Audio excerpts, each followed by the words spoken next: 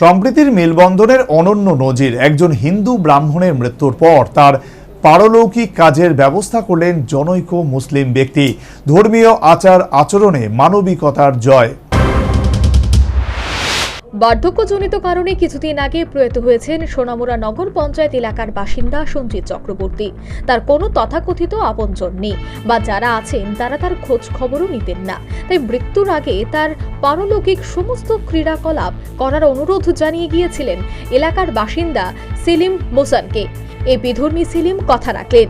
জাতিভেদ প্রথার ঊর্ধ্বে উঠে বৈদিক ব্রাহ্মণ সমাজের সহযোগিতায় এই সঞ্জিত চক্রবর্তীর পারলৌকিক ক্রিয়াকর্মের সম্পূর্ণ ব্যবস্থা করলেন এই সেলিম মোসান। ধর্মীয় ক্রিয়াকলাপের পাশাপাশি পারলৌকিক কর্মে ছিল স্থানীয় 150 জনের ভোজনের ব্যবস্থা। মানবতার কারণেই তিনি সার্বিক উদ্যোগ গ্রহণ করেছেন বলে জানালেন এই সেলিম মোসান। ওনার পরিবারে কেউ কোনো লোক ছিল না? তারা নাম্বারও নেই আমার কাছে, কারো কোনো ঠিকানা নেই। উনি আজকে কত বছর যাবত আপনার উনি সবকিছু আমার উপর ছেড়ে দিয়েছে। কইছে যে আপনি আমার ধর্মের ভাই, আপনি আমার কেউ নাই, আপনি আমার সব কাজ করে দিয়ে, যার জন্য আমি মোল্লা চক্রবর্তী বলে দিয়েছি যে তোমার যত টাকা লাগে, যত কিছু লাগে সব কাজ করো, আমি দেখি। আমি ভাই হিসেবে দেখলাম, জাতপাত কোনো কষ্ট না, মানবিক হইল মেন কারণ।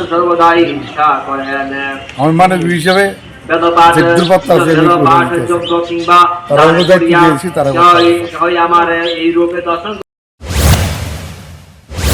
সেলিম মোসানের এই উদ্যোগকে সাধুবাদ জানিয়েছে বৈদিক ব্রাহ্মণ সমাজ সোনামুড়া বিভাগীয় কমিটি।